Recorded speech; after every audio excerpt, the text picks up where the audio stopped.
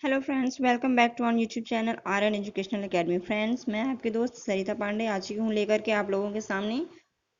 आज हम तैयारी करेंगे सी टेट जूनियर लेवल का, जैसा कि हम करते आ रहे हैं। पीछे कई वीडियोस जा चुके हैं। प्रीवियस ईयर की तैयारी हो रही है दोस्तों। प्रीवियस ईयर का पेपर है, आपकी स्क्रीन पर आप देख पा रहे होंगे। केंद्रीय शिक्षक पात्रता परीक्षा सी टेट 2014 का ही अभी कल वीडियो अपलोड हुआ था। बट आप जानते हैं, जैसा कि सीटेट महीना एक साल में 2 बार होता है, तो फरवरी का वो जो था 2014 फरवरी का अपलोड हो चुका है। और ये जो है आपका सितंबर 21 सितंबर 2014 का ये पेपर है। ठीक है, तो दोस्तों हम एक दिन में एक पेपर पूरा कवर करते हैं। 60 क्वेश्चन पूरा एक दिन में कराते हैं। तो चलिए स्टार्ट करेंगे। हम 60 क्वेश्चन पूरा आज कवर करेंगे, देखेंगे प्रीवियस ईयर पेपर 2014 21 सितंबर 2014। ओके, तो दोस्तों यहाँ पर देख रहे हैं आप, कुछ क्वेश्चन है, पूरे 60 क्वेश्चन हम देखेंगे। तो दोस्तों पहले ही मैं बता दूं कि ये मोस्ट इंपॉर्टेंट क्वेश्चन है और आपको पूरा का पूरा देखना है, क्योंकि अब समय नहीं रह गया है। अब तो दोस्तों रात रात भर जा करके पढ़ने का समय आ गया है। तो आप 1 घंटे का वीडियो अगर नहीं देख पाते हैं, अगर आपको 10-5 की वीडियो में मिनट के वीडियो में इंटरेस्ट है, तो फिर सॉरी, ये वीडियो हम उस पर्पज से बना रहे हैं कि हम अपनी पूरी बैठे तो एक बार में अपनी पूरी एक प्रैक्टिस सेट, एक प्रीवियस ईयर पेपर का एनालिसिस करें, पूरे आंसर को देखें, फिर क्या नहीं आ रहा उसे नोट करें। तो नोटबुक और पेन लेकर के बैठिएगा और हम पूरे 60 क्वेश्चन देखेंगे। और आई होप आप सभी मेरे साथ बने रहेंगे लास्ट तक, क्योंकि हमें पूरा एक पेपर एक दिन में कवर करना है। Okay, so start now. मनुष्य ने कुछ क्षेत्रों में लगभग 8000 वर्ष पहले गांव में रहना आरंभ किया था। निम्नलिखित में से वे क्षेत्र कौन से थे? ऑप्शन है आपके: नर्मदा के आसपास के क्षेत्र, सुलेमान तथा किरथर पहाड़ियां, गंगा तथा यमुना दोआब, दक्कन तथा कोंकण। ये आपके ऑप्शन है। तो देखिए दोस्तों, यहाँ पे आपका आंसर राइट हो जाएगा, सुलेमान तथा किरथर पहाड़ियां। इन पहाड़ियों की खोज पुरातत्वों द्वारा की गई थी, जो लगभग 8000 ईसा पूर्व मानव निवास की स्थिति को दर्शाता है। तो यहाँ पे आपका राइट आंसर हो जाएगा दोस्तों बी ऑप्शन, सुलेमान तथा किरथर पहाड़ियां। इन पहाड़ियों की जो खोज हुई थी वो लगभग 8000 वर्ष पूर्व मानव निवास की स्थिति को दर्शाता है। 8000 वर्ष पूर्व पहले यहाँ आपका क्वेश्चन है, गांव में रहना आरंभ किया था। तो ये कौन? सुलेमान तथा किरथर पहाड़ियां। अब ये जो है वर्तमान में, नोट कीजिएगा, वर्तमान में यह स्थल क्रमशः पाकिस्तान तथा अफगानिस्तान में स्थित है। वर्तमान में इस समय कहाँ है? पाकिस्तान और अफगानिस्तान में। इंपॉर्टेंट है दोस्तों, नोट कीजिएगा। मेहरगढ़ यहीं स्थित है तथा जहाँ पर अफगानिस्तान में स्थित है, जहाँ पर प्राचीनतम मानव बस्ती के प्रमाण पाए गए हैं। कहाँ पर? मेहरगढ़ में मानव बस्ती के प्राचीनतम प्रमाण पाए गए हैं। यहाँ से नवपाषाण काल तथा हड़प्पा काल के साक्ष्य भी प्राप्त हुए हैं। तो दोस्तों ये कुछ 3-4 फैक्ट थे जो आपको इस क्वेश्चन से एक्स्ट्रा मिले हैं। तो क्वेश्चन के साथ साथ ये जो फैक्ट हैं, ये आपको जो मिल रहे हैं, इसे आप नोट किया कीजिए। क्वेश्चन हूबहू भी आते हैं कुछ क्वेश्चन, बट सारे क्वेश्चन तो वैसे ही आते नहीं हैं। तो इस आंसर से निकल करके क्वेश्चन आपको मिल सकते हैं और यहाँ से क्वेश्चन बन सकते हैं, इसलिए मैं आंसर से रिलेटेड चीजें आपके साथ शेयर करती हूँ। तो नोट कीजिएगा और बने रहिएगा हमारे साथ। दूसरा क्वेश्चन चलिए देखते हैं। पहले का आंसर ये हुआ, निम्नलिखित में से कौन सा क्षेत्र प्राचीन काल में मगध के नाम से जाना जाता था? प्राचीन काल में मगध के नाम से कौन सा क्षेत्र जाना जाता था? गंगा का दक्षिणी क्षेत्र, गंगा तथा यमुना के मध्य का क्षेत्र, गंगा तथा उत्तरी क्षेत्र, यमुना तथा चंबल के मध्य का क्षेत्र। तो आपका राइट आंसर हो जाएगा ए ऑप्शन, गंगा का दक्षिणी क्षेत्र। दोस्तों 6ठी शताब्दी ईसा पूर्व गंगा के दक्षिणी क्षेत्र पर मगध साम्राज्य का उदय हुआ। नोट कीजिएगा, वर्तमान बिहार राज्य में गया, पटना तथा शाहाबाद जिले में मगध साम्राज्य में स्थित थे ये। इसकी राजधानी क्या थी? राजगिरी थी। मगध साम्राज्य की स्थापना हर्यक वंश के शासक बिंबिसार द्वारा की गई थी। नोट कीजिएगा, मगध साम्राज्य की स्थापना हर्यक वंश के शासक बिंबिसार द्वारा की गई थी। आपको पता होगा हिस्ट्री में। ये साम्राज्य जो था तत्कालिक 16 महाजनपदों में सबसे शक्तिशाली साम्राज्य था। ठीक है, 16 महाजनपदों में मगध जो था ये सबसे शक्तिशाली साम्राज्य था। तो ये आपका राइट आंसर हो गया फर्स्ट ऑप्शन, गंगा का दक्षिणी क्षेत्र। आगे बढ़ेंगे और देखेंगे नेक्स्ट क्वेश्चन। भरत लोगों का एक समूह था जिसका उल्लेख ऋग्वेद में मिलता है। वे में रहते थे, किस में रहते थे? तो दोस्तों यहाँ पर देखिए, वे उत्तर पश्चिम भारत में रहते थे। उत्तर पश्चिम भारत आपका यहाँ पे राइट आंसर हो जाएगा कि ये जो भरत लोगों का एक समूह था जिसका उल्लेख कहाँ किया गया है? ऋग्वेद में उल्लेख हुआ है। तो वे कहाँ रहते थे? वे उत्तर पश्चिम भारत में रहते थे। दोस्तों उत्तर पश्चिम भारत की बात करें तो 1500 ईसा पूर्व भारत में कई अलग अलग कबीलों का आगमन हुआ था। भारत में जिन्हें आर्य कहा जाता था, कई अलग अलग कबीलों का आगमन हुआ था जिन्हें आर्य कहा जाता था। इन्हीं कबीलों में भरत जो था, एक कबीला भी था भरत, ये क्या था, एक कबीला था, ठीक है, जो सरस्वती एवं यमुना नदी के बीच दोआब अर्थात उत्तर पश्चिमी भारत क्षेत्र में बस गया। नोट कीजिएगा, जो सरस्वती एवं यमुना नदी के बीच दोआब जो था उत्तर पश्चिमी भारत क्षेत्र में बस गया। भरत कबीले का राज्य भरत कबीले का राजा जो थे सुदास थे। भरत कबीले के राजा जो थे कौन थे, सुदास थे।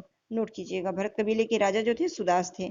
तो क्वेश्चन कहीं से भी बन सकता है दोस्तों। राइट आंसर आपका यहाँ हो गया उत्तर पश्चिम। आगे बढ़ेंगे, देखेंगे ऋग्वेद की मूल रचना भाषा में हुई थी, किस भाषा में हुई थी। ऋग्वेद की मूल रचना संस्कृत भाषा में हुई थी। यहाँ पे आपका बी ऑप्शन सही हो गया, ऋग्वेद की मूल रचना संस्कृत भाषा में हुई थी। ओके,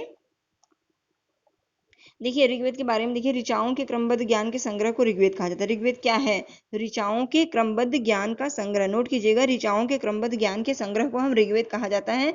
इसमें नोट कीजिएगा 10 मंडल, 1028 सूक्त और 10,462 ऋचाएं होती हैं। ठीक है, ऋग्वेद में 10 मंडल, 1028 सूत्र और 10,462 ऋचाएं होती हैं। और इसकी मूल रचना तो मैंने बताया अभी संस्कृत में की गई थी। ओके, यहाँ से देखिए कितनी नॉलेज मिली आपको। पूछ सकता है मंडलों की संख्या, सूक्त की संख्या और ऋचाएं की संख्या। तो नोट कीजिएगा, एक बार फिर से रिवाइज कर रही हूँ, बता रही हूँ। 10 मंडल, 1028 सूक्त और 10,462 ऋचाएं हैं। ठीक है, और ऋचाओं के क्रमबद्ध ज्ञान के संग्रह को ऋग्वेद कहा जाता है। ओके, आगे बढ़ेंगे। निम्नलिखित में से कौन सा आखेट खाद्य संग्राहक के एक स्थान से दूसरे स्थान की ओर घूमते रहने का कारण नहीं था। क्वेश्चन की फॉर्म नेगेटिव है, का कारण नहीं था। अब हम इसमें ढूंढेंगे कौन सा कारण था जो कि नेगेटिव फॉर्म में आ रहा है, क्या नहीं था। देखिए, एक स्थान पर रहने से संसाधनों में कमी हो जाती है। उन जानवरों का पीछा करना जिसका वे शिकार करते थे, या संसाधनों के लिए अन्य आखेटक खाद्य संग्राहक समूहों से संघर्ष करना। जी हाँ, यही आपका सही हो जाएगा। और जल संसाधनों की खोज के लिए नहीं है, तो सही है। तो आपका पूछ रहा है नहीं, तो इसमें नेगेटिव फॉर्म में है क्वेश्चन, तो हाँ आपका हो जाएगा संसाधनों के लिए अन्य आखेटक खाद्य संग्राहक समूहों से संघर्ष करना नहीं था, बाकी सभी था। तो राइट आंसर यही हो गया आपका। बाकी सभी था कि स्थान पर रहने के लिए संसाधनों की कमी होती थी, और जानवरों का पीछा करना जिससे वे शिकार करते रहते थे, ये सब संघर्ष था। जल संसाधनों की खोज करते थे। ये नहीं था कि संसाधनों के लिए अन्य आखेटक खाद्य संग्राहक समूहों से संघर्ष नहीं करना था। सो राइट आंसर सी हो जाएगा। पाषाण काल की बात है दोस्तों। पाषाण काल की आरंभिक अवस्था में मानव का जीवन तो कैसा था पता ही है आपको, कि वन जंगल तथा जानवरों पर आधारित था, जिसके कारण उनका जो स्थानांतर होता है यहाँ से वहां, एक स्थान से दूसरे स्थान पर होता रहता था। प्रारंभिक अवस्था जो थी वो मानव की, वो सामाजिकता थोड़ी थी। सामाजिक वो कहाँ रह पाते थे, वो अकेले रहते थे, तथा सामाजिकता के न होने से ही तो समूहों का अभाव था। अतः समूह जो है संघर्ष मानव घूमने का कारण नहीं था। ठीक है, आगे बढ़ेंगे। मानव इतिहास में कौन सा काल युग सबसे लंबा है, बताइए। मानव इतिहास में कौन सा काल युग सबसे लंबा है, तो पूरा पाषाण काल सबसे लंबा है। देखिए, पूरा पाषाण काल आपका ये पहला ऑप्शन ही सही हो जाएगा। अब हम चारों काल के बारे में बताएंगे, नोट कीजिएगा। देखिए, पूरा पाषाण काल युग तो सबसे लंबा है। इसी को हम प्रागैतिहासिक काल भी कहते हैं, पाषाण काल कहते हैं, जो 3 भागों में बांटा गया है। 3 भागों में कौन कहाँ से कहाँ तक देखिएगा।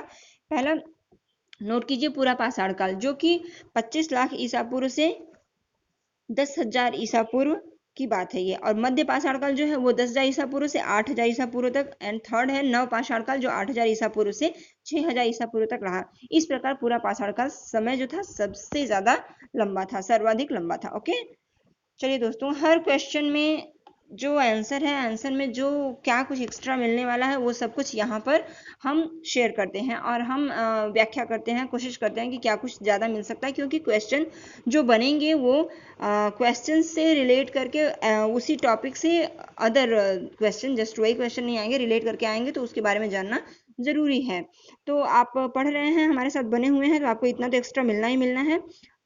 इसलिए मैं कहती हूँ हमेशा कि नोटबुक और पेन लेके बैठिए, जो एक्स्ट्रा हो उसको नोट कीजिए, जिससे कि आपको फिर दोबारा रिवाइज करने में अच्छा लगे। और कुछ नया मिला आपको, ये आप जान पाएंगे जब कुछ एक्स्ट्रा मिलता है कहीं पर, वो हमारे लिए बेस्ट होता है। कुछ एक्स्ट्रा मिला तो जस्ट सिर्फ क्वेश्चन और उसके बाद आंसर, क्वेश्चन आंसर, तो ये एक रट्टा मारने की चीज हो जाती है। लेकिन हम उस आंसर से कुछ एक्स्ट्रा निकाल पाए तो वही सबसे लिए बेस्ट होता है, सबसे ज्यादा बेस्ट होता है। क्योंकि क्वेश्चन टॉपिक तो वही रहते हैं, हिस्ट्री वही है, ज्योग्राफी वही है, लेकिन जस्ट क्वेश्चन वही नहीं आएंगे। उस क्वेश्चन में थोड़ा सा अंदर जाके, थोड़ा डीप आकर के, थोड़ा सा साइड होकर के इस तरीके से क्वेश्चन बनते हैं। तो हम जानेंगे उस क्वेश्चन से और भी कुछ क्या जाना जा सकता है। ठीक है, तो आगे बढ़ेंगे, देखेंगे दोस्तों।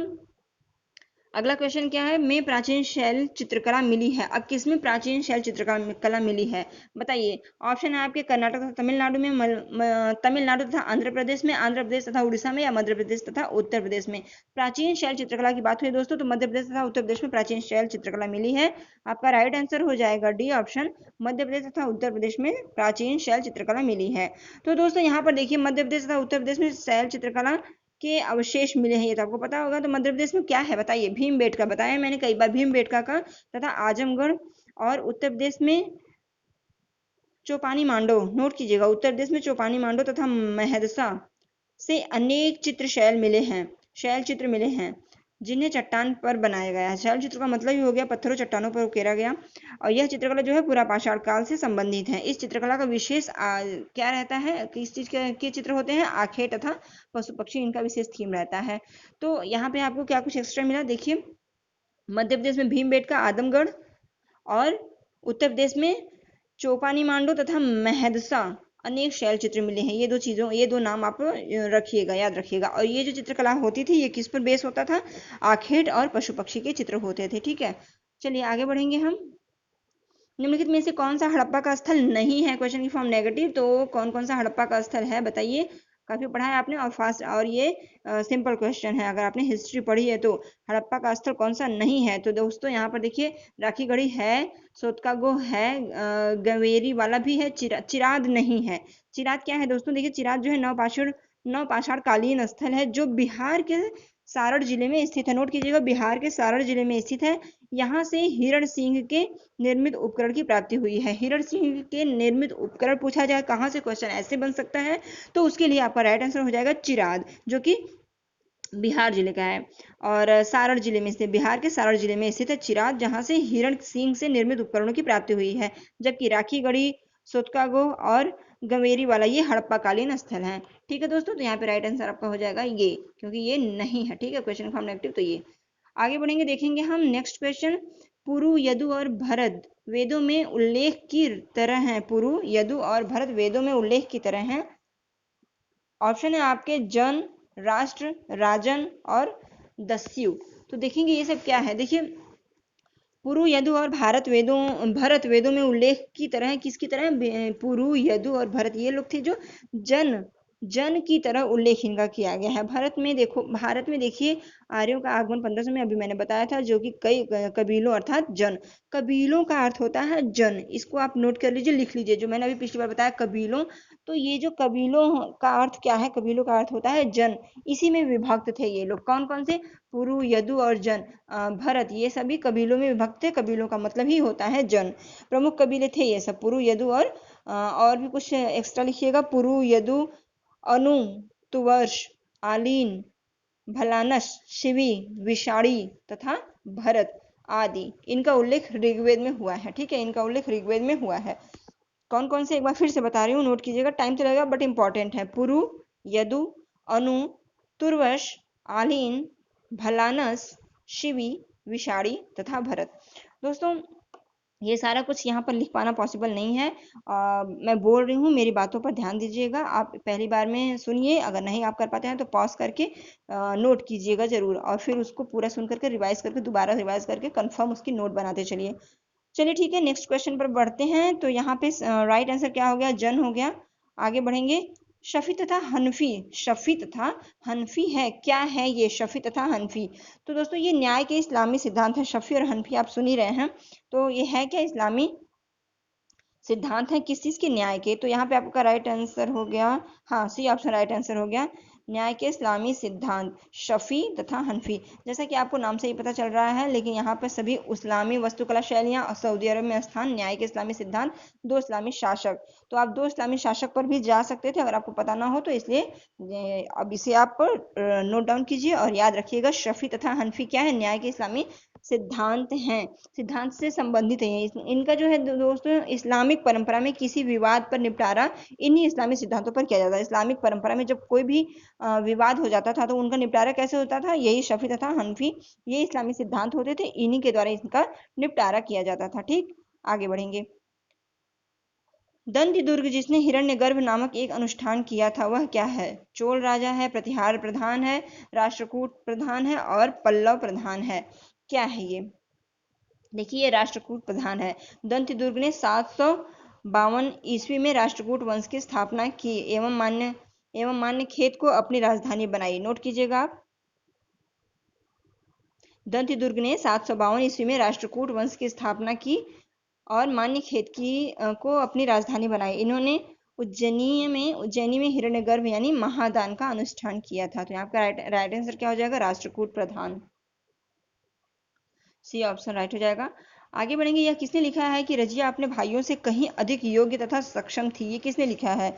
अलबरूनी ने, बदायूनी ने, मिन्हाज उस सिराज ने या जियाउद्दीन बरानी ने? तो ये किसने लिखा था? तो ये जो है मिन्हाज उस सिराज ने लिखा था। क्या कुछ है देखिएगा।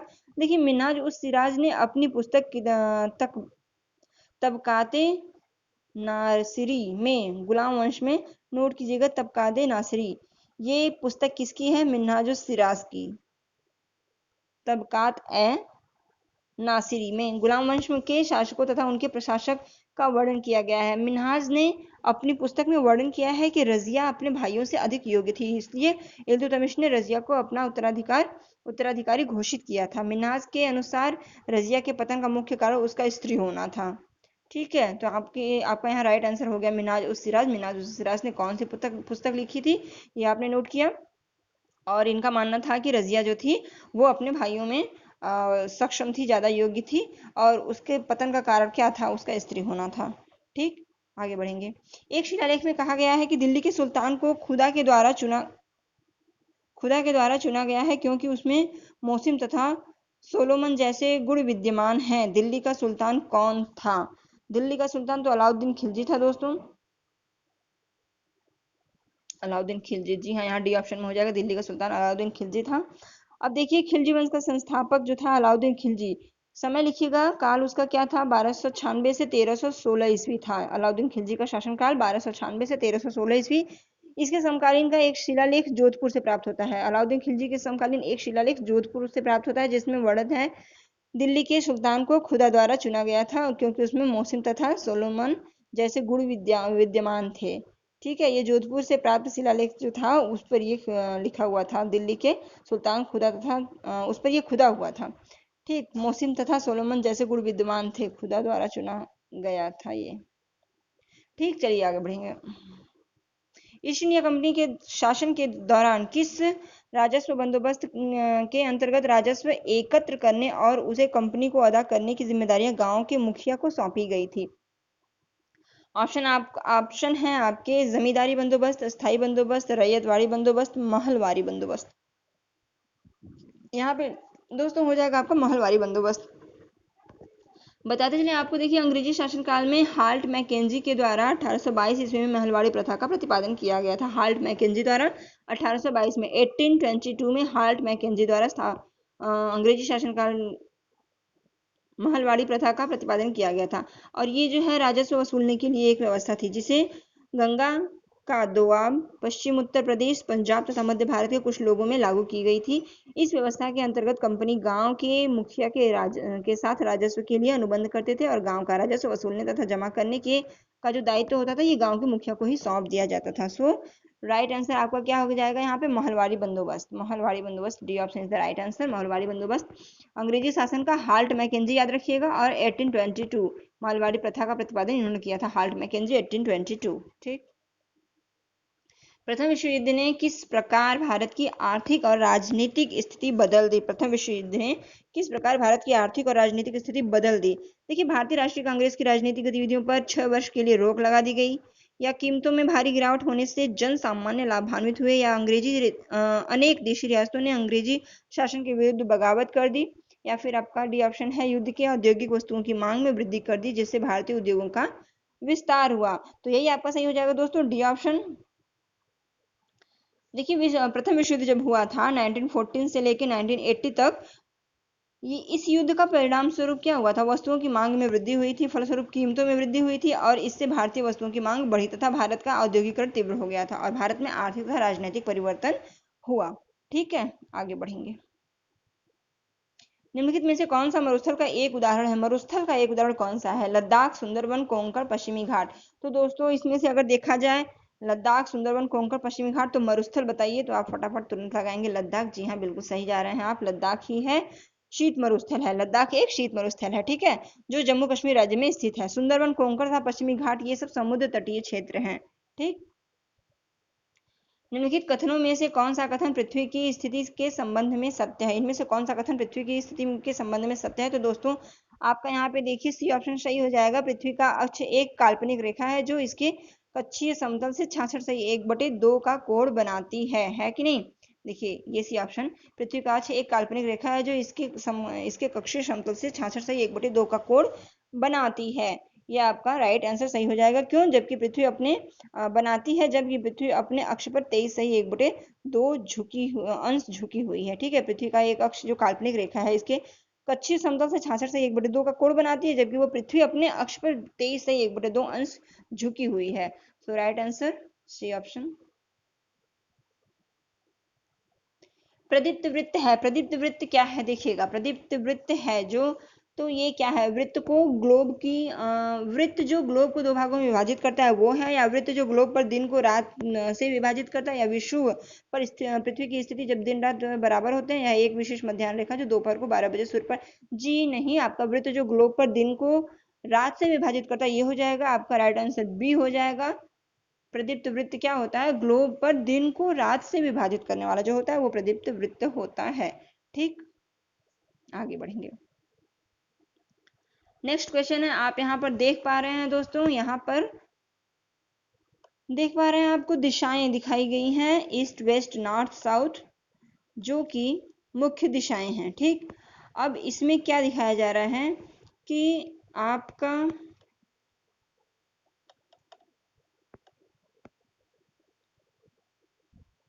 दक्षिण मुख्य दिशाएं हैं। यहाँ पर क्वेश्चन क्या है, मुख्य दिशाएं उत्तर, दक्षिण, पूर्व, पश्चिम।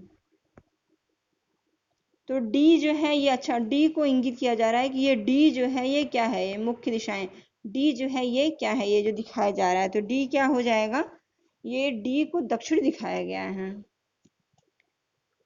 प्रदीप्त वृत्त वह रेखा है जो दिन को रात को विभाजित करती है, ये वाला हो गया 19वां है। तो ये आपका क्या हो जाएगा, यहाँ पे राइट आंसर डी हो जाएगा जो है पश्चिम।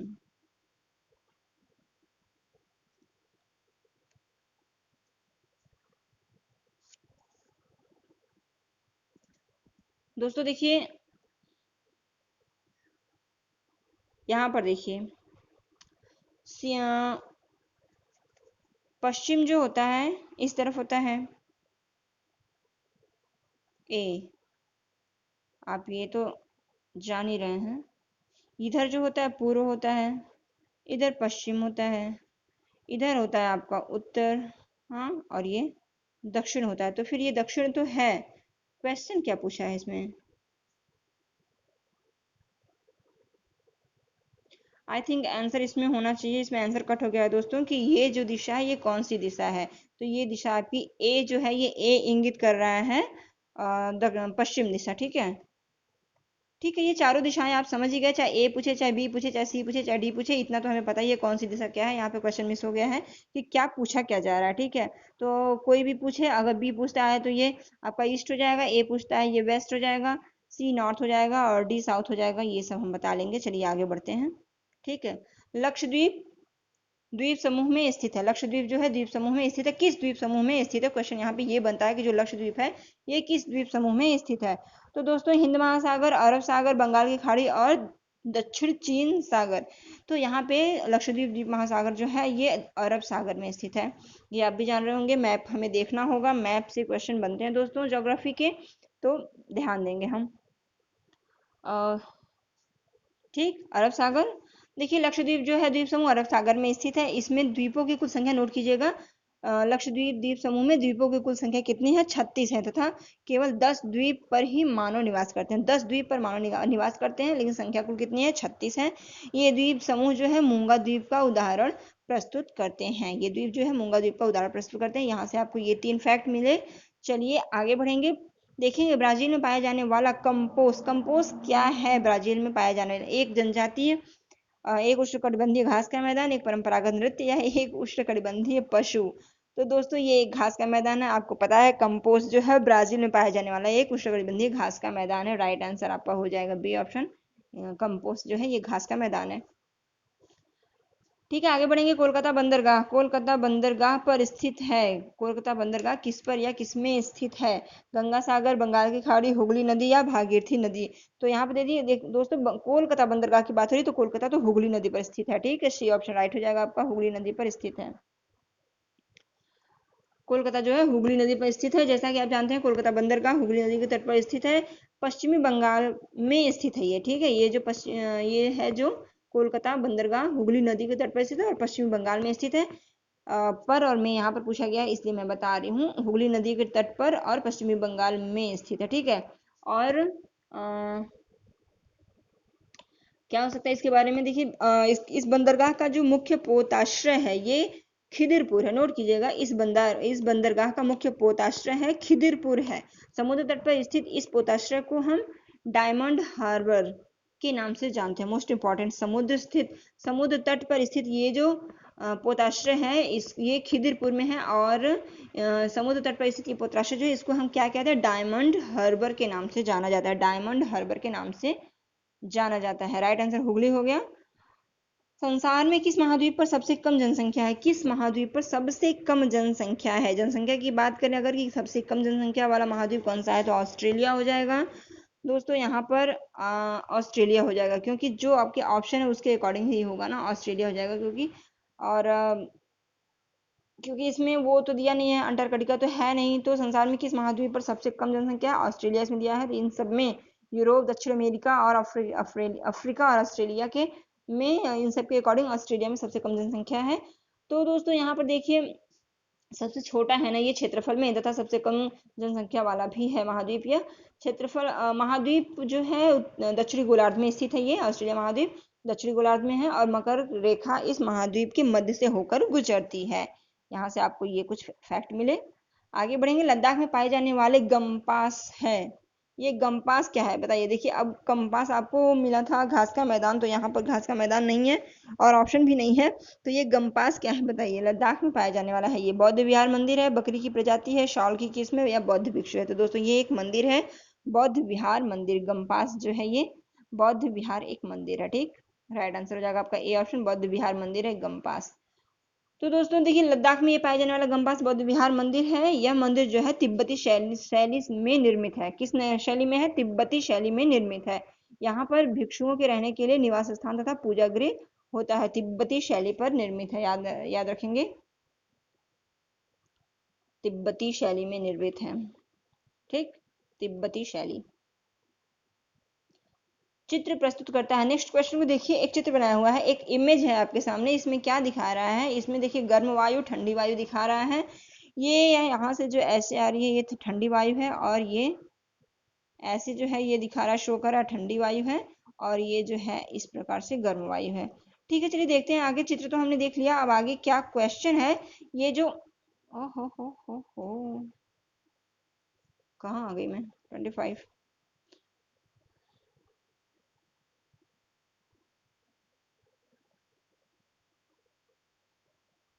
ओके, चलिए आगे अपने क्वेश्चन पे। हम चित्र प्रस्तुत करता है। ये जो है पर्वतीय वर्षा, संवाहिनी वर्षा, चक्रवाती वर्षा और मानसूनी वर्षा। तो ये क्या दिखा रहा है? ये जो चित्र है, ये जो इमेज आपको दिख रहा है, ये क्या दिखा रहा है?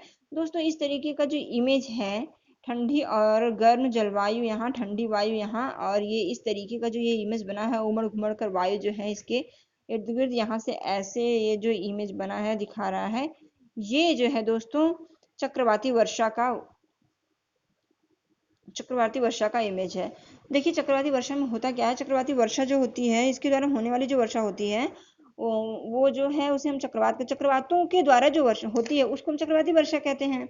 और चक्रवात में निम्न वायुदाब का केंद्र होता है। केंद्र से बाहर की ओर सभी ओर वायुदाब बढ़ता जाता है। इस अवस्था में हवाएं बाहर से भीतर की ओर, देखिए बाहर से भीतर की ओर हवाएं चलती हैं, इसको चक्रवात कहते हैं। हवाएं केंद्र की ओर आती हैं और ऊपर उठकर ठंडी होती हैं, ऊपर उठकर ठंडी होती हैं और वर्षा करती हैं। तो यही आपको देख रहे हैं, ऊपर उठकर ठंडी होती हैं और वर्षा करती हैं। गर्म यहाँ पर है, ऊपर यहाँ पर केंद्र में है और ऊपर उठ करके ठंडी होती हैं, फिर यहाँ पर वर्षा करती हैं। तो ये हो गया आपका चक्रवाती वर्षा। ठीक है, राइट आंसर सी ऑप्शन, चक्रवाती वर्षा। कौन सा उद्योग अक्सर आधुनिक उद्योगों की रीढ़ की हड्डी कहलाती है? आधुनिक उद्योगों की रीढ़ की हड्डी कौन सा उद्योग कहलाता है? तो बात करें पेट्रोलियम, ऊर्जा, यातायात और इस्पात, तो आधुनिक उद्योगों की रीढ़ की हड्डी दोस्तों इस्पात हो जाएगा आपका। राइट आंसर इस्पात हो जाएगा। कैसे? देखिए इस्पात उद्योग को आधुनिक उद्योगों की रीढ़ की हड्डी ही माना जाता है। क्यों माना जाता है? क्योंकि उद्योगों में यंत्र और मशीनरी का इस्पात से ही तो बनता है। इस्पात निर्माण कैसे होता है? इस्पात से ही होता है। तो रीढ़ की हड्डी का मतलब क्या हुआ कि देखिए हमारे शरीर में सबसे ज्यादा इंपॉर्टेंट क्या है? रीढ़ की हड्डी, जो कि हमारा स्ट्रक्चर, जिससे कि हम खड़े हैं। बाकी चीजें उसमें यूज तो होती हैं, लेकिन रीढ़ की हड्डी का मतलब सबसे मोस्ट इम्पॉर्टेंट रोल किसका है? उद्योग खड़े पहले कैसे हुए? तो इस्पात से हुए। कंपनियां, मशीनरीज कैसे लगी? तो इस्पात और लोहे से ही तो लगी है। तो इस्पात हो जाएगा। आगे बढ़ेंगे, ऑर्गेनिक खेती के बारे में देखेंगे। क्वेश्चन क्या है? ऑर्गेनिक खेती। ठीक है, ऑर्गेनिक खेती क्या है? ऑर्गेनिक खेती में देखिए, ऑर्गेनिक खेती में ये कुछ 4 ऑप्शन है आपके। क्या होगा? फसल की पैदावार में वृद्धि करने हेतु रासायनिक उर्वरकों का प्रयोग, या फसल की पैदावार बढ़ाने के लिए जीन्स में संशोधन किया जाता है, या प्राकृतिक खाद तथा कीटनाशकों पेस्टिसाइड का उपयोग किया जाता है, या भारत में केवल कपास की उत्पादन की अनुमति दी गई है। तो दोस्तों केवल को तो हटा ही दीजिए। केवल कपास की उत्पादन भारत में कहाँ दिया गया है कि सिर्फ और सिर्फ केवल कपास ही आपको पैदावार, कपास की ही पैदावार करना है आपको? ऐसा चीज जहां आ जाता है ये संकुचित आंसर हो जाता है और ये सही भी नहीं है। तो ये आपका गलत हो जाएगा क्योंकि केवल दिया गया है। बताइए, आप ही बताइए सोच करके, भारत में केवल कपास के उत्पादन की अनुमति दी गई है, ऐसा तो नहीं है ना? तो आगे बढ़ेंगे, ये तो नहीं होगा, फिर होगा क्या?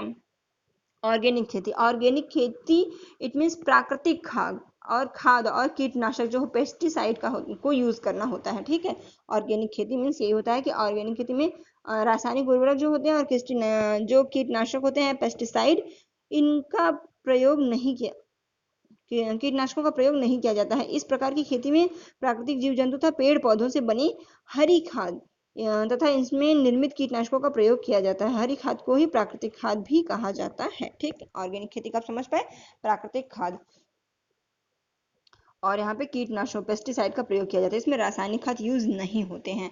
आपका राइट आंसर हो जाएगा दोस्तों सी, प्राकृतिक खाद, कीटनाशक, पेस्टिसाइड का यूज होता है। ऑर्गेनिक खाद में, ऑर्गेनिक खेती में ये रासायनिक खाद नहीं यूज होता है। ठीक, आगे बढ़ेंगे। खाद्य, ओहो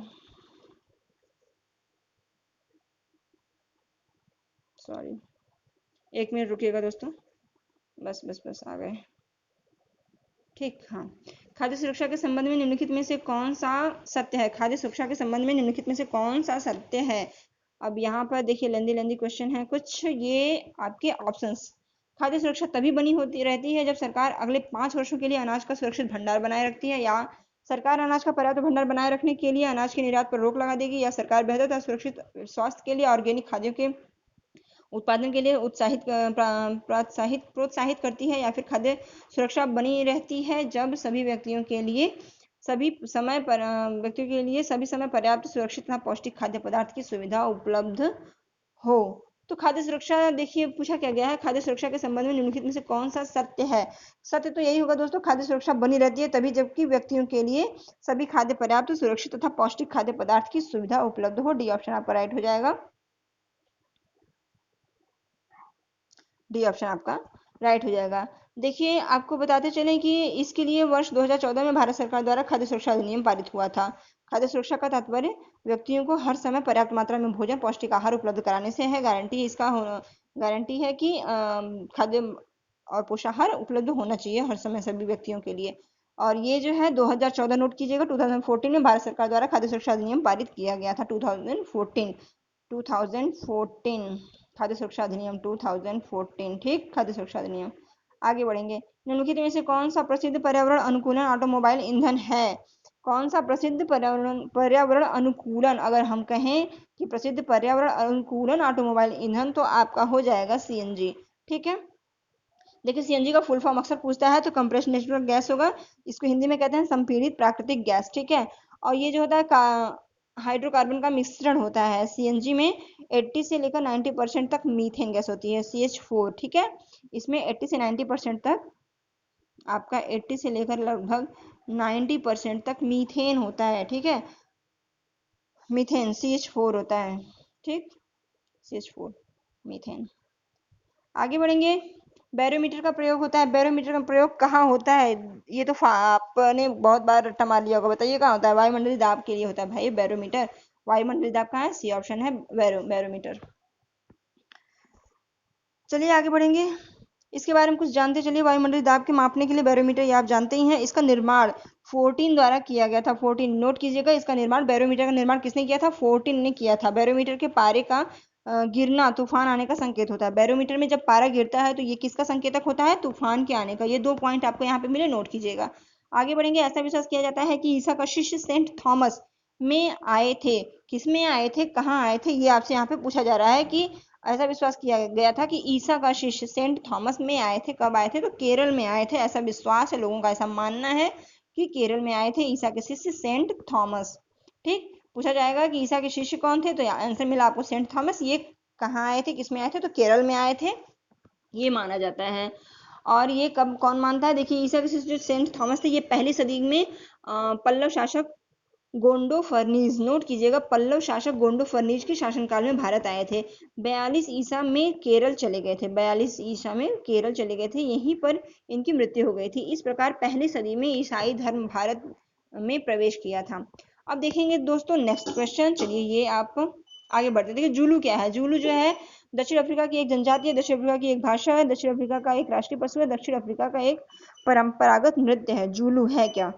दोस्तों ऑप्शन तो कुछ ऐसा दिया है। देखिए दक्षिण अफ्रीका की एक जनजाति, दक्षिण अफ्रीका की एक भाषा, तो मेरे अकॉर्डिंग तो दक्षिण अफ्रीका की जनजाति भी है जूलू और एक भाषा भी है। दोनों आंसर तो होगा नहीं, क्या होगा? देखिए दक्षिण अफ्रीका के बटाल क्षेत्र में पाई जाने वाली एक जनजाति है जूलू। जूलू जो है, नोट कीजिएगा, दक्षिण अफ्रीका के बटाल क्षेत्र में पाई जाने वाली एक जनजाति है तथा दक्षिण अफ्रीका की एक भाषा भी है जो बंतु जनजातियों द्वारा बोली जाती है। बंतु जनजाति जो भाषा बोलते हैं उनको कहा जाता है जूलू। बंतु जनजातियों द्वारा बोली जाने वाली भाषा जूलू कहलाती है और दक्षिण अफ्रीका की एक जनजाति है जूलू। तो यहाँ पे आपका ऑप्शन जो है आप समझ लीजिए क्या हो सकता है, क्योंकि ए और बी दोनों दिया गया है यहाँ पे, तो आपका ए भी हो सकता है, बी भी हो सकता है। तो ये दोनों चीज नॉलेज में आप रखिए कि जब भी आगे क्वेश्चन बनेंगे तो दक्षिण अफ्रीका की एक जनजाति है और दक्षिण अफ्रीका की एक भाषा भी है जो कि बंतु जनजाति बोलती है। ये जो है बंतु जनजाति बोलती है, ठीक है। बंतु जनजाति द्वारा बोली जाने वाली भाषा है जूलू, ठीक, और एक जनजाति भी है। आगे बढ़ेंगे। संविधान के अनुसार राज्य के कितने अंग हैं? संविधान के अनुसार राज्य के 3 अंग हैं। इसमें बिल्कुल फैक्ट आंसर है, राज्य के 3 अंग हैं। कौन कौन से हैं बताइएगा? देखिए विधायिका, कार्यपालिका, न्यायपालिका, ये 3 अंग हैं संविधान के। आगे बढ़ेंगे। इसमें संविधान से संघवाद से तात्पर्य है, क्या तात्पर्य? देश में एक से ज्यादा स्तर की सरकार का होना, या बी ऑप्शन देश को चलाने के लिए राज्यों का संघ होना, सी ऑप्शन केवल केंद्रीय सरकारों को नमूना कानून बनाने का अधिकार है, या डी ऑप्शन न्यायपालिका देश में सर्वोच्च शक्ति है। संघवाद से क्या तात्पर्य? संघवाद मीन्स क्या? देखिए संघवाद से तात्पर्य है देश को चलाने के लिए राज्यों का संघ होना। तो आपका बी ऑप्शन यहाँ पे सही हो जाता है। संघ को, देश को चलाने के लिए संघों का होना तात्पर्य है राज्यों द्वारा एक साथ मिलकर राज्य बनाने की प्रक्रिया को संघ कहते हैं। क्या होता है संघ? राज्यों द्वारा एक साथ मिलकर राज्य बनाने की प्रक्रिया को संघ कहते हैं। उल्लेखनीय है कि जब संघ तथा लैटिन भाषा के फोडेरिस से बना है। इसका अर्थ है लीग, लीग है इसका अर्थ। इस प्रणाली के अंतर्गत सरकारी अधिकार विभिन्न स्तरों पर बटे हुए होते हैं। इस प्रणाली के अंतर्गत सरकारी अधिकार जो होते हैं वो कई पार्ट में बटे हुए होते हैं, ठीक है। चलिए आगे बढ़ेंगे। यहाँ पे देश को चलाने के लिए राज्यों का संघ होना, ये आपका राइट आंसर हो गया, बी ऑप्शन। एक राज्य में यदि एक राजनेता यह तय करता है कि उसके राज्य में दूसरे राज्य के कामगारों को राज्य करने की अनुमति नहीं दी जाएगी, तो इससे कौन से मौलिक अधिकार का उल्लंघन होगा? बताइए कौन से मौलिक अधिकार का उल्लंघन होगा? तो दोस्तों अनुमति नहीं दी जाएगी का मतलब क्या, उसकी स्वतंत्रता छीनी जा रही है। तो यहाँ पे आपका राइट आंसर हो जाएगा स्वतंत्रता का अधिकार। जी हाँ, बी ऑप्शन में है स्वतंत्रता का अधिकार, स्वतंत्रता छीनी जा रही है क्योंकि कार्य करने का अधिकार हर किसी को कहीं भी है, तो यहाँ पर नहीं दी जाएगी अनुमति, तो इसका मतलब क्या है कि स्वतंत्रता का अधिकार छीना गया। राइट आंसर आपका हो जाएगा। जो कि स्वतंत्रता का अधिकार बताइए किस अनुच्छेद में है, तो 19वें अनुच्छेद में है। भारतीय 19वें अनुच्छेद में भारतीय नागरिकों को पूरे भारत में अबाध संचरण की स्वतंत्रता है। इसमें निवास करना, व्यवसाय करना, घूमने फिरने की स्वतंत्रता शामिल है। अगर किसी राज्य के नागरिक को अन्य राज्य में कार्य नहीं मिल पाता है तो भारतीय संविधान के अनुच्छेद 19 के तहत वो यह व्यक्ति के स्वतंत्रता का उल्लंघन करता है। ठीक है, तो वो अनुच्छेद 19 के तहत उनको स्वतंत्रता है कहीं भी काम करने की, रहने की, निवास करने की आजादी है।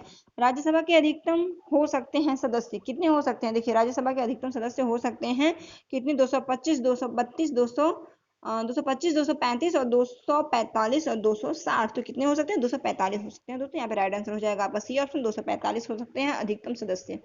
ठीक, ये आपका हो जाएगा। अब आपको बताते चलिए इसके बारे में कुछ। संविधान के अनुच्छेद जो है ये 80 में, संविधान के अनुच्छेद 80 के तहत राज्यसभा का गठन किया गया जिसमें सदस्यों की अधिकतम संख्या 250 हो सकती है।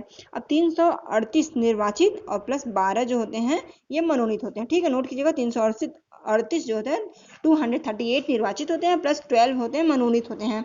तो वर्तमान समय में राज्यसभा सदस्यों की संख्या 245 है और 233 निर्वाचित है इसमें और 12 मनोनीत है। ठीक है, चलिए आगे बढ़ेंगे। नेक्स्ट क्वेश्चन, हमारी व्यवस्था में संसद को बहुत अधिक अधिकार प्राप्त है क्योंकि, हमारी व्यवस्था में संसद को बहुत अधिक अधिकार प्राप्त है, ऐसा क्यों है बताइएगा, ऐसा क्यों है संसद को बहुत अधिक अधिकार प्राप्त है, क्यों, क्योंकि यह जनता का प्रतिनिधित्व करती है।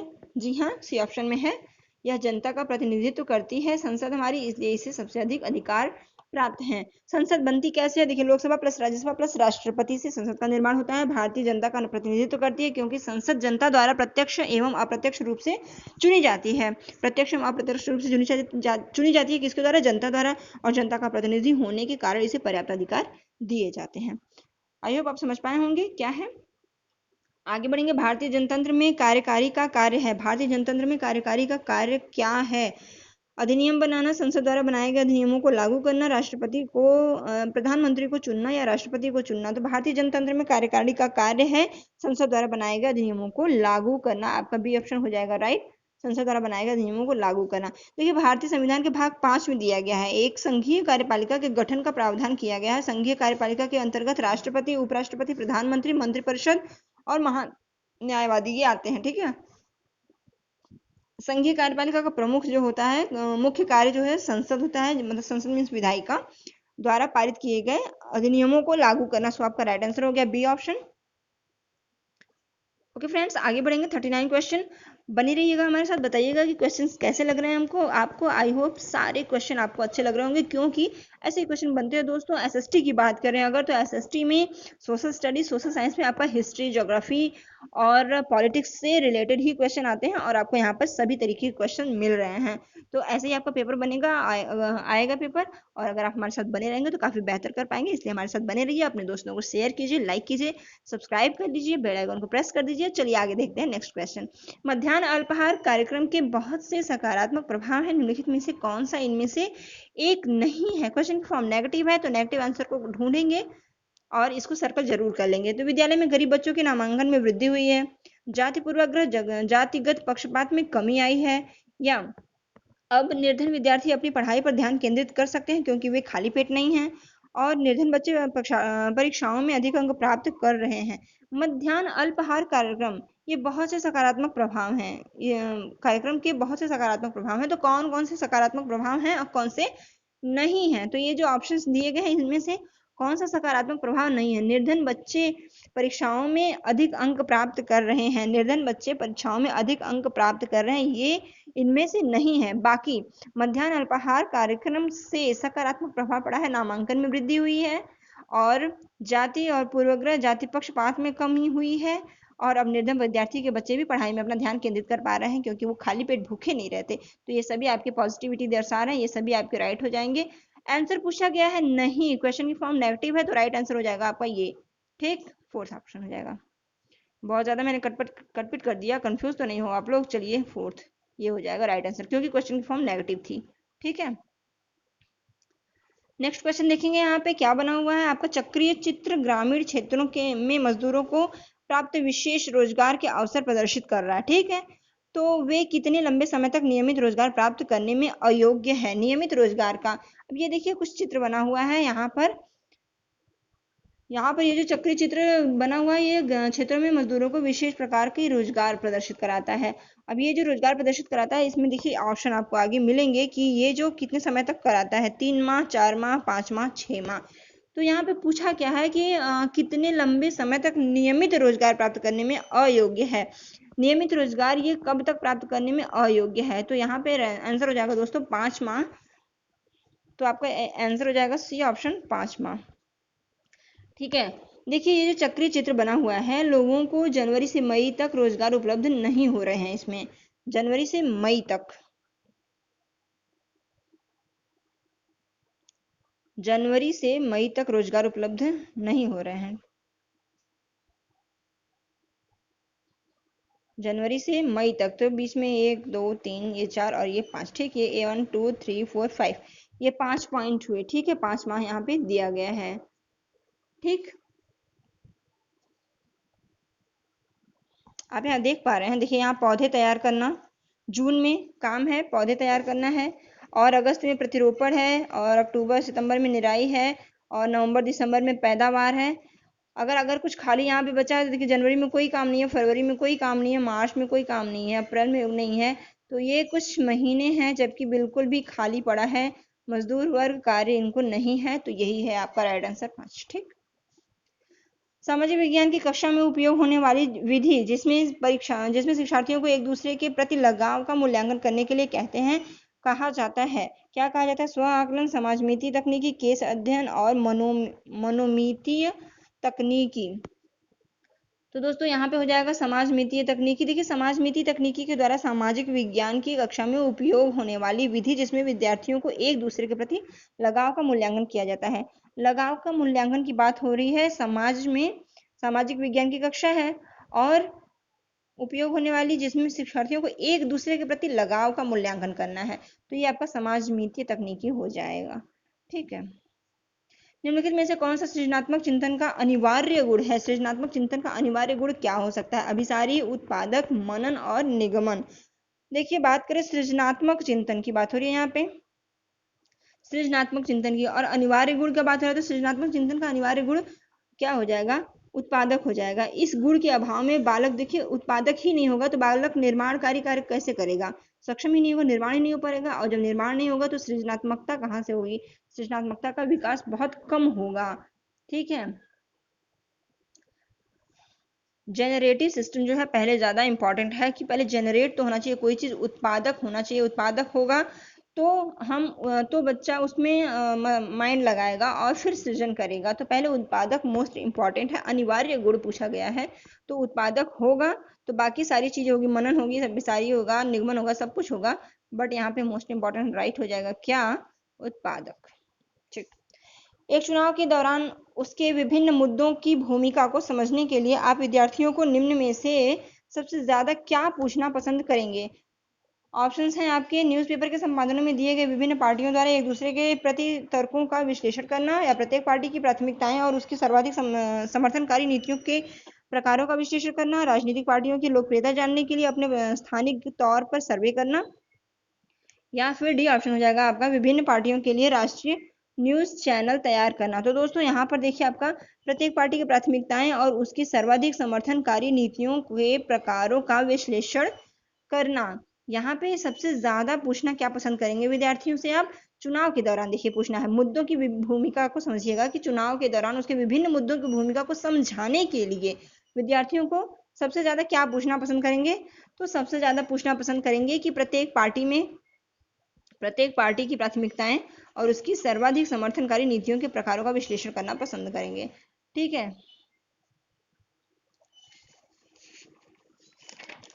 नेक्स्ट क्वेश्चन पर चलेंगे हम। क्या है नेक्स्ट क्वेश्चन आपका, निम्नलिखित में से कौन सा आप अपनी कक्षा में समवयस्क अधिगम के लिए अनुशंसित करेंगे। समवयस्क अधिनियम के लिए, अधिगम के लिए क्या अनुशंसित करेंगे। तो दोस्तों यहाँ पे कुछ ऑप्शन है। नाटक, कंप्यूटर सहयोगी अधिगम, केवल रोजमर्रा की गतिविधियों में भागीदारी और शोध प्रयोगशालाओं में भ्रमण। देखिए जहां पर केवल आ जाए उसको पहले आप पॉइंट आउट कर लीजिए। केवल, केवल को आप क्यों करेंगे? अगर नेगेटिव होता है कि क्या नहीं करेंगे तो आप केवल वाले को सही कर देते, ठीक। बट यहाँ पर है कि अनुशंसित करेंगे। किसको करेंगे? तो विभिन्न पार्टियों के लिए राष्ट्रीय न्यूज चैनलों। यहाँ पर देखिए हो जाएगा आपका नाटक, कंप्यूटर सहयोगी अधिगम और शोध प्रयोगशालाओं में भ्रमण। बात की जा रही कक्षा में समवयस्क अधिगम के लिए अनुशंसित। समवयस्क लोगों के लिए अधिगम के लिए आपका सबसे बेस्ट हो जाएगा नाटक, सबसे बेस्ट नाटक हो जाएगा, ठीक है। देखिए नाटक के द्वारा कक्षा में समवयस्क अधिगम को सर्वोत्तम रूप से बढ़ावा दिया जा सकता है। कंप्यूटर सहयोगी अधिगम नहीं होगा और केवल वाला तो होगा नहीं, और शोध प्रयोगशालाओं में भ्रमण सिर्फ भ्रमण करने से नहीं होगा। नाटक अगर बच्चे करेंगे तो उसमें ज्यादा हो पाएगा। इसमें सामाजिक विज्ञान के बारे में 1 मिनट दोस्तों, आप पानी पी लेते हैं, गले में खराश हो रही है।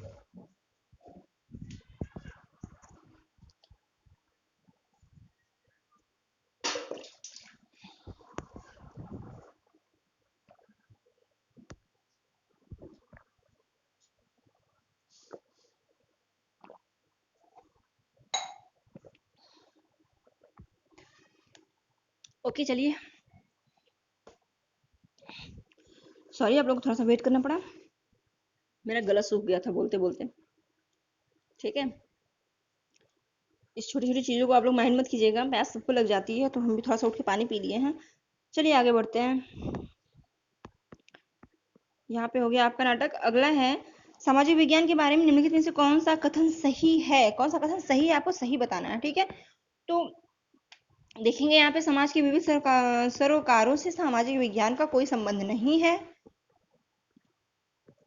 नहीं है। ये तो नेगेटिव फॉर्म में है कि कोई संबंध नहीं है, ये तो होगा नहीं। अगला है सामाजिक विज्ञान सजातीयता और रीति रिवाजों पर बल देता है, नहीं ये भी नहीं होगा। सामाजिक विज्ञान एक विषयनिष्ठ अनुशासन है, और सामाजिक विज्ञान एक विश्लेषणात्मक और सृजनात्मक मानस की नींव रखता है, बिल्कुल।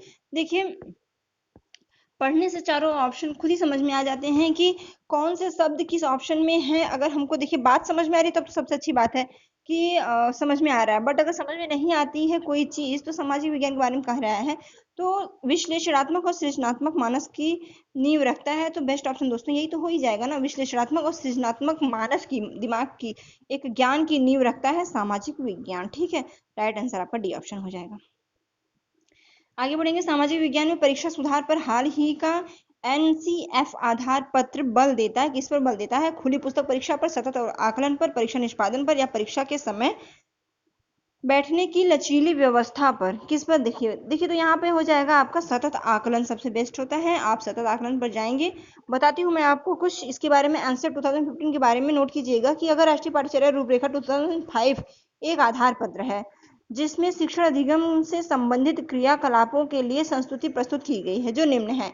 क्या क्या है? पहला है समावेशी शिक्षा, दूसरा सतत एवं व्यापक मूल्यांकन जिसको हम सतत आकलन कहते हैं, जो आपका यहाँ पे आंसर हुआ है, एंड थर्ड है शिक्षण कौशल का विकास, एंड और ये तीनों हो जाएंगे। आंसर 2005 में सबसे ज्यादा अगर बल दिया गया है तो वो व्यापक मूल्यांकन पर दिया गया है, ठीक है। आगे बढ़ेंगे आप। ये कुछ 3 चीजें थी एनसीएफ 2005 को लेकर के, तो आप नोट कर लिया कीजिए जो चीज आपको नहीं लगे। छोटे बच्चों की शिक्षा को समझने के लिए एक ग्रामीण समुदाय के जीवन इतिहास का अध्ययन करना किस प्रकार के आंकड़ों का उदाहरण है? द्वितीयक आंकड़े जिसे हम गौड़ कहते हैं, या फिर वर्णनात्मक आंकड़े, या क्लिनिकल केस अध्ययन आंकड़े, या फिर प्राथमिक आंकड़े। तो दोस्तों यहाँ पे प्राथमिक आंकड़े हो जाएगा कि छोटे बच्चों की बात हो रही है, छोटे बच्चों की शिक्षा को समझाने के लिए ग्रामीण समुदाय के जीवन इतिहास का अध्ययन प्राथमिक आंकड़ा है। इन आंकड़ों के विश्लेषण से निष्कर्ष तक पहुंचा जा सकता है, ठीक है। आपका राइट आंसर हो जाएगा प्राथमिक आंकड़े। अवलोकनीय तथ्यों से निष्कर्ष निकालने की प्रक्रिया कही जाती है। क्या कही जाती है? अवलोकनीय तथ्यों से, कुछ ऐसे तथ्य जिनका अवलोकन किया जाए, उनसे निष्कर्ष निकाला जाए, तो इस प्रक्रिया को हम क्या कहेंगे? निगमन प्रक्रिया कहेंगे, ठीक है। निगमन प्रक्रिया कहेंगे। क्या होता है निगमन प्रक्रिया में? नियम से उदाहरण की ओर, निगमन प्रक्रिया। तो अवलोकनीय तथ्यों से ये क्या हो गया? ये आपको समझ रूल हो गया। अब उस पर कुछ निष्कर्ष निकालने की प्रक्रिया क्या होगी? तो ये निगमन हो जाएगा। एक दशक में एक क्षेत्र विशेष में वर्षा में आने वाले बदलावों को प्रदर्शित करने के लिए निम्नलिखित में से कौन सी शिक्षण सहायक सामग्री उपयुक्त है? प्रवाह संचित्र, दंड आरेख, आवृत्ति बहुभुज या वेन आरेख। बताइए क्या होगा यहाँ पे? तो यहाँ पे दंड आरेख हो जाएगा दोस्तों। राइट आंसर आपका हो जाएगा बी ऑप्शन, दंड आरेख। किसी भी क्षेत्र विशेष के लिए वर्ष में आने वाले जो परिवर्तन को दर्शाने के लिए सबसे अच्छा तरीका दंड आरेख होता है, क्योंकि इसे छात्र आसानी से समझ पाते हैं और तथ्यों के आधार पर विश्लेषण भी किया जा सकता है। दंड आरेख के बारे में आपने समझा क्या कुछ है? समवयस्कों के ज्ञान और पांडित्य के महत्व को समझने को किस परिप्रेक्ष्य में महत्व दिया गया है? समवयस्कों के ज्ञान और पांडित्य के महत्व को समझने के लिए किस परिप्रेक्ष्य में महत्व दिया गया है? संज्ञानात्मक, संवेगात्मक, व्यवहारवादी या रचनावादी? तो ये रचनावादी हो जाएगा। कंस्ट्रक्टिविटी जो है इसको रचनावादी कहते हैं, उपागम। और इसमें क्या होता है? समवयस्कों के ज्ञान एवं पांडित्य के महत्व को समझने की क्रिया को महत्व दिया जाता है। किसमें दिया जाता है? रचनावादी में। ठीक, राइट आंसर हो जाएगा आपका रचनावादी। रचनावादी को क्या कहा जाता है इंग्लिश में? कंट्रस्टिव। ठीक है, कंस्ट्रक्टिव। आगे बढ़ेंगे।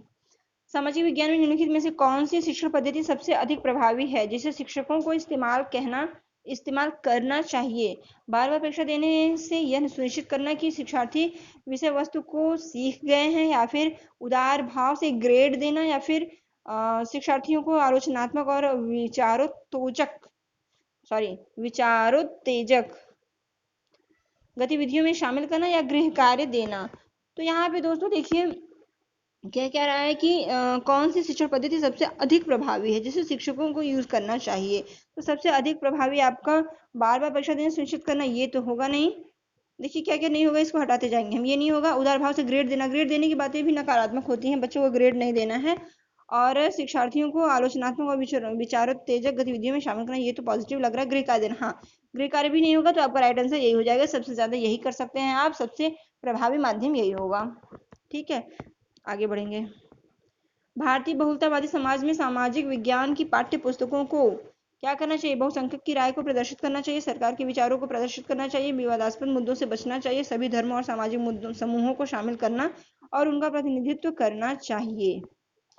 क्या होगा आंसर यहाँ पर? देखिए, बहुलतावादी समाज में सामाजिक विज्ञान की पाठ्य पुस्तक में सभी धर्मों को और सामाजिक समूहों को शामिल करना चाहिए, उनका प्रतिनिधित्व करना चाहिए। होगा क्या इससे? देखिए, भारत एक बहुलतावादी देश है, इसमें अलग अलग संस्कृति धर्म को मानने वाले लोग निवास करते हैं, और इन्हीं लोगों को पाठ्यपुस्तकों के सभी धर्मों और सामाजिक समूहों में शामिल करना चाहिए, जिससे उनका प्रतिनिधित्व करना है। क्योंकि और उनका प्रतिनिधित्व भी करना है, तो उनका प्रतिनिधित्व करना चाहिए आपको, क्योंकि भारत एक बहुलतावादी देश है। यहाँ पर आपका सभी धर्मों को सामाजिक समूहों में शामिल करना, ये राइट आंसर हो जाएगा, डी ऑप्शन। चलिए आगे बढ़ते हैं दोस्तों, देखते हैं 53 क्वेश्चन। 60 क्वेश्चन हमको करने हैं, 53 पर हम आ चुके हैं। आपको 7 क्वेश्चन और करना है, तो बने रहिए हमारे साथ।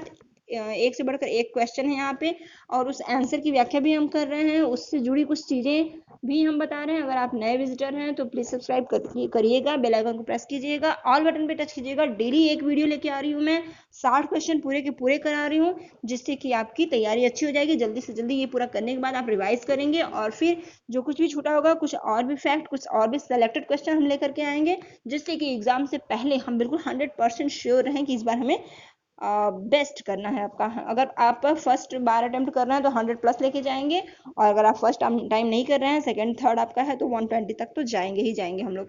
चलिए आगे बढ़ते हैं। समता के बारे में पढ़ाने के लिए निम्नलिखित में से सर्वाधिक उपयुक्त पद्धति कौन सी है? समता के बारे में पढ़ाने के लिए, समता के बारे में पढ़ाने के लिए, समता क्या है, समता के बारे में पढ़ाने के लिए निम्नलिखित में से कौन सर्वाधिक उपयुक्त पद्धति कौन सा होगा? देखिए, व्याख्यान देना नहीं, परियोजना देना हो सकता है परियोजना, लेकिन चारों ऑप्शन को देख लीजिए। गरीबी और पूंजीवाद के विचारों से संबंधित क्षेत्र कार्य देना, और समता को बढ़ावा देने के लिए संवैधानिक प्रावधानों को उभारना। तो बताइए क्या होगा यहाँ पे? देखिए, अब आप समता देख रहे हैं तो हो सकता है आप तुरंत वहीं चले जाएंगे कि समता को बढ़ावा देने के लिए संवैधानिक प्रावधानों को उभारना, लेकिन नहीं दोस्तों, ये नहीं होगा। समता के बारे में पढ़ाने के लिए पूछ रहा है। निम्नलिखित में से सबसे ज्यादा उपयुक्त तो क्या होगा? सबसे ज्यादा उपयुक्त होगा कि गरीबी और पूंजीवाद के विचारों से संबंधित क्षेत्र कार्य देना। गरीबी और पूंजीवाद के विचारों से संबंधित क्षेत्र कार्य आप देंगे, तो उस क्षेत्रों में जा करके बच्चे कार्य करेंगे, तो समतावाद मतलब समानता कहाँ कैसे क्या है, ये सब कुछ बच्चे देख पाएंगे, जान पाएंगे प्रोजेक्ट कार्य देने से। ठीक है, राइट आंसर आपका हो जाएगा सी ऑप्शन। देखिए, समता मीन्स होता क्या, इक्वालिटी, मतलब समता के बारे में शिक्षण अधिगम के दौरान शिक्षण द्वारा विद्यार्थियों को गरीबी तथा पूंजीवाद से संबंधित विचारों से अवगत कराना चाहिए। इन्हीं से संबंधित क्षेत्र कार्य प्रोजेक्ट वर्क देना चाहिए, जिससे विद्यार्थी सामाजिक असमानताओं और समानताओं के विषय में जान सकेंगे। तो ठीक दोस्तों, समझ में आ गया होगा आपको, मैंने अपने एक लैंग्वेज में भी बता दिया और आंसर की भाषा भी आपको बता दी। ठीक है, तो बात वही थी, आगे बढ़ेंगे, समझ करके आंसर दीजिएगा। वर्ड को आंसर में मत खोजा कीजिए कि हाँ फिल इन द ब्लैंक्स नहीं है कि फिल इन द ब्लैंक्स है, वहां पे समता लिखा है तो यहाँ पर भी समता ही होगा। इसी तरीके से कुछ लोगों का गलत हो जाता है। तुक्के पर मैं बिल्कुल भी भरोसा नहीं करती और तुक्के मेरे बिल्कुल सही भी नहीं होते।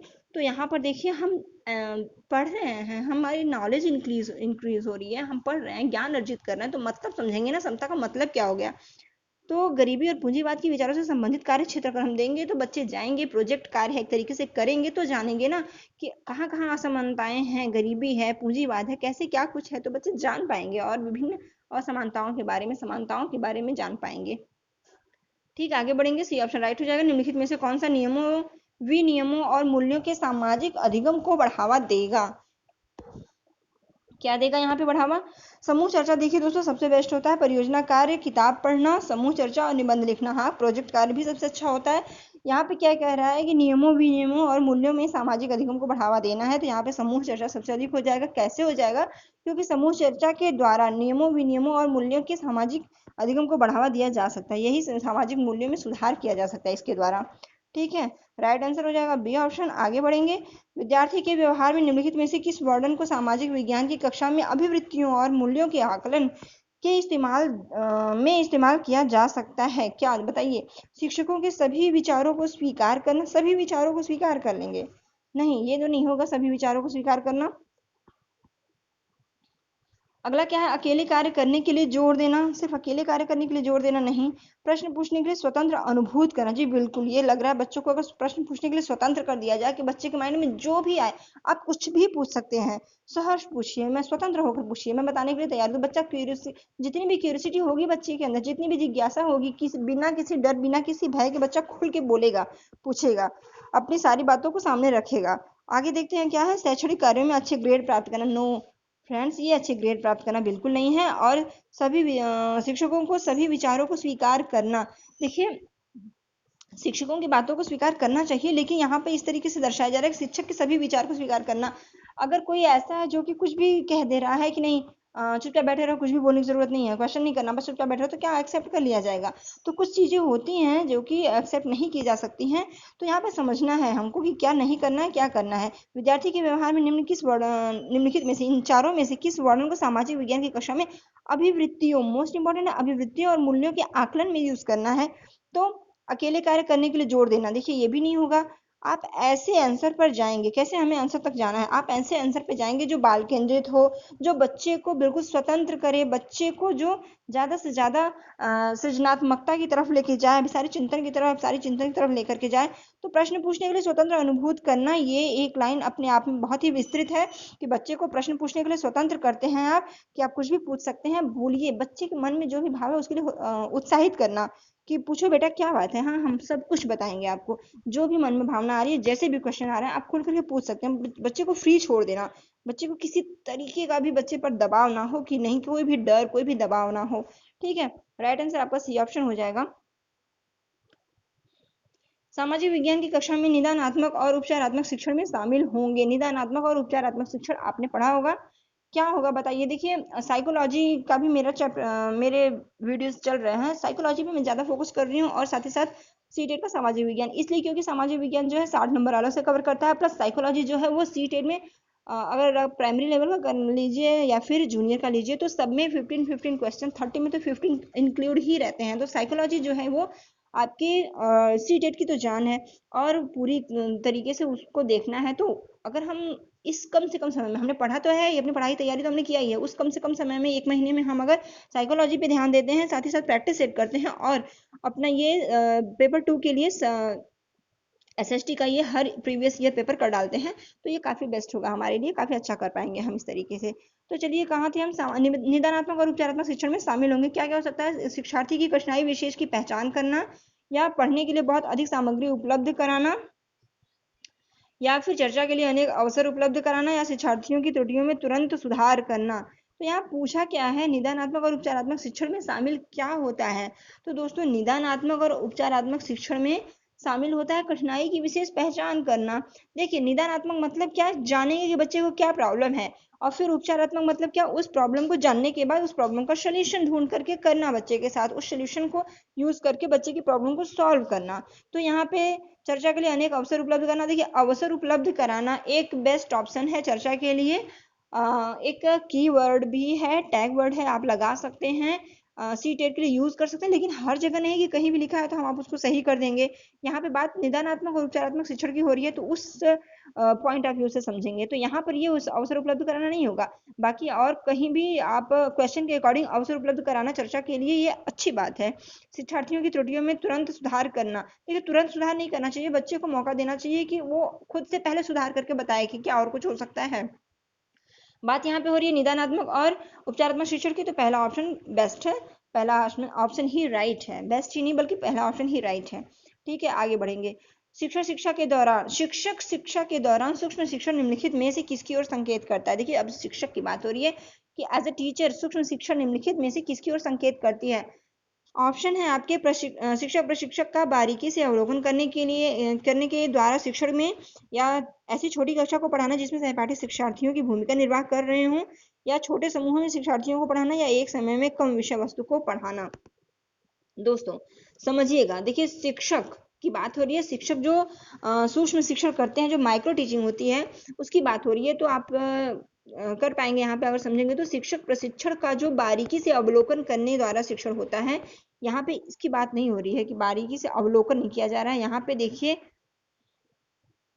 ऐसी छोटी कक्षा को पढ़ाना जिसमें सहपाठी शिक्षार्थियों की भूमिका निर्वाह कर रहे हों, और छोटे समूहों में शिक्षार्थियों को पढ़ाना, छोटे समूहों में शिक्षार्थियों को पढ़ाना भी नहीं होगा, एक समय में कम विषय वस्तु को पढ़ाना भी नहीं होता। माइक्रो टीचिंग का मतलब होता है क्या, कि ऐसी छोटी कक्षा, एक छोटी कक्षा पढ़ाना हो जिसमें सहपाठी, जो साथ में पढ़ने वाले स्टूडेंट सहपाठी और शिक्षार्थियों की भूमिका निर्वाह करे। देखिए अच्छा माइक्रो टीचिंग आपने की होगी, हम सबने बीटीसी बीएड डीएलएड में किया है, तो उसमें होता क्या है, एक छोटे टाइम की क्लास बनाई जाती है जिसमें हमें पढ़ाना होता है माइक्रो टीचिंग में, सूक्ष्म शिक्षण में, और उसमें जो हमारे सहपाठी हैं, जो हमारे साथ होते हैं, वही बच्चे का रोल प्ले करते हैं, उन्हीं को हमें बच्चा समझ करके पढ़ाना होता है कि नहीं। तो एक छोटी कक्षा होती है, छोटी कक्षा का मतलब कम टाइम की, कम समय की एक कक्षा होती है माइक्रो टीचिंग, जिसमें कि जो सहपाठी होते हैं, जो क्लासमेट होते हैं, वही बच्चे बन के क्वेश्चन करते हैं, और हमें उन्हें बच्चा समझ करके पढ़ाना होता है। ऐसी फीलिंग लानी होती है कि वो सभी बच्चे हैं छोटे छोटे। ठीक है, तो ये होती है। आगे बढ़ेंगे। सामाजिक विज्ञान की कक्षा में अवधारणाओं को स्पष्ट करते समय जब एक शिक्षक वैयक्तिक अनुभवों का प्रयोग करता है तो वह क्या करता है। दोस्तों यहाँ पर आपका पाठ को भागीदार अर्थात दिलचस्प बनाने वाला बनता है। सामाजिक विज्ञान की कक्षा में अवधारणाओं को स्पष्ट करते समय एक शिक्षक वैयक्तिक अनुभवों का उपयोग करता है। ठीक है, हाँ, तो उसने जो भी अनुभव जो उसके है, वैयक्तिक अनुभव, उसका वो यूज करता है। तो वो करता है क्या है, पाठ को भागीदार मतलब दिलचस्प बनाने वाला बनता है, या शिक्षार्थियों की ऊर्जा का सरलीकरण करता है, या उसकी स्थानीय वास्तविकता को वैश्विक संदर्भों के साथ जोड़ने की योग्यता को बढ़ावा देता है, या फिर शिक्षार्थियों में भाषिक और सांस्कृतिक विविधता का ध्यान करता है।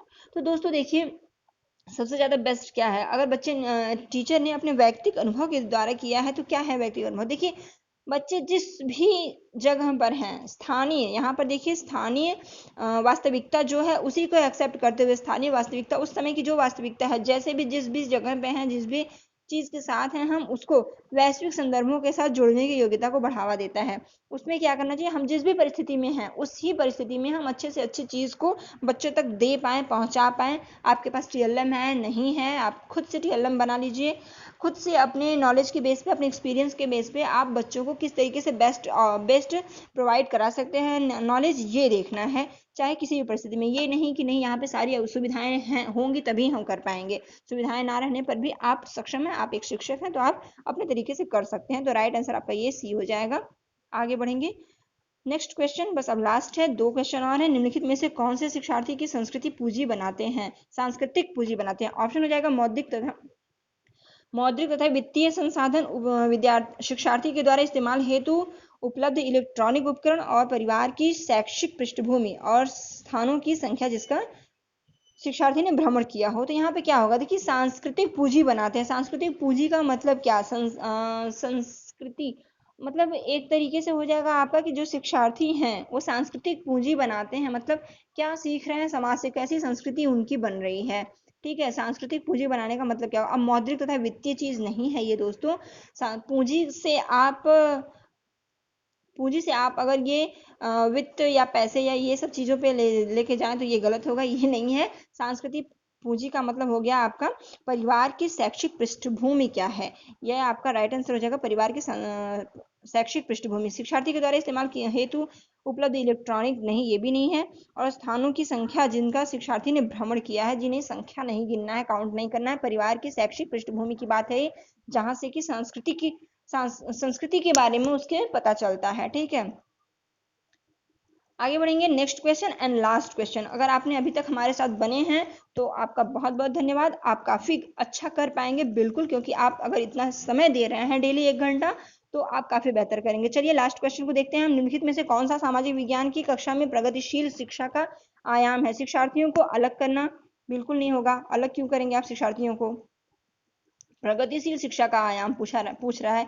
प्रकार्यात्मक वृद्धि, परीक्षा में अंक लाने पर बल, देखिए बिल्कुल परीक्षा पर अंक लाने पर बल नहीं देना है। बहुलता और विविधता के लिए समान, बहुलता और विविधता के लिए सम्मान है यहाँ पे। ठीक है, बहुलता और विविधता के लिए सम्मान। जी हाँ, प्रकार्यात्मक वृद्धि भी यहाँ पर नहीं होगा।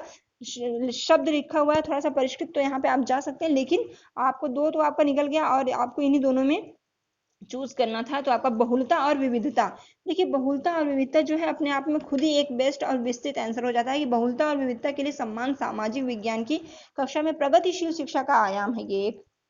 ठीक है, तो प्रकारात्मक वृद्धि से बेस्ट हो जाएगा आपका प्रगतिशील शिक्षा का आयाम है ये बहुलता और विविधता। इससे क्या होता है, शिक्षार्थियों में समायोजन की क्षमता तथा सहयोग की भावना का विकास होता है, एकता की भावना मजबूत होती है। तो आपका राइट आंसर यहाँ पे दोस्तों हो जाएगा, देखिए अलग करना कभी नहीं होगा, प्रकारात्मक वृद्धि भी नहीं होगा, बल देना भी नहीं है अंक लाने के। बहुलता और विविधता जो है आपका सही हो जाएगा यहाँ पर, इसलिए सही हो जाएगा कि यह प्रगतिशील शिक्षा की ओर, प्रगतिशील शिक्षा की ओर आपको ये ले जाता है। ठीक है, प्रगतिशील शिक्षा का ये आयाम है बहुलता और विविधता। ठीक है, क्या होता है इससे, समायोजन की क्षमता बढ़ती है, सहयोग की भावना होती है और एकता की भावना मजबूत होती है। सो राइट आंसर आपका हो जाएगा डी ऑप्शन।